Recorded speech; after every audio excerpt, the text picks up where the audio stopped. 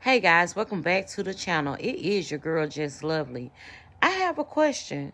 Did you know in 2017 Derek Chauvin used the same force and tactics on a 14-year-old child? Let's talk about it.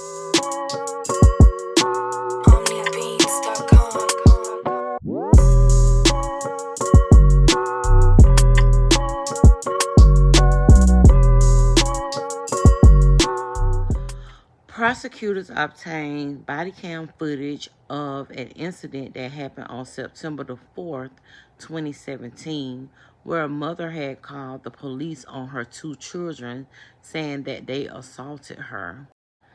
The court document described footage in which Chauvin talked to the mother for about 36 minutes before he looked for her son. He then found the son, the 14-year-old, lying on the floor looking at his cell phone. Chauvin and another officer told him to stand up and that he was under arrest. The boy refused and added that his mother was drunk and had assaulted him. Court filing says that the child tried to talk to the officers about his mother, but they yelled for him to stand up. The officers quickly grabbed him, and Chauvin hit him upside his head with his flashlight, which later required him to get stitches. Chauvin then applied a neck restraint, causing the child to temporarily pass out and fall to the ground. The officers placed him in the prone position and handcuffed him from the back, while his mother pled with the officers not to kill her son and asked her son to please stop resisting. After about a minute of going to the ground, the child began repeatedly telling the officers that he could not breathe. They added that the mother asked Chauvin about 4 times to take his knee off her son because her son could not breathe.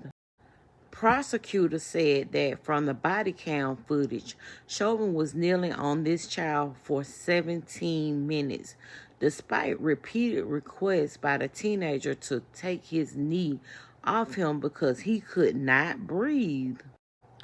The two officers helped the teenager to an ambulance.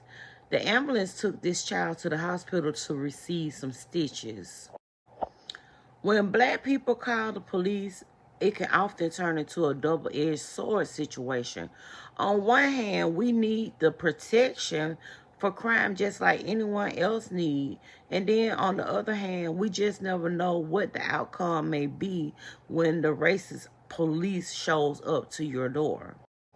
It could be a possibility that George Floyd could still be alive today had they taken this in consideration in 2017. It appears that Derek Chauvin has been beating on black people for his entire police career.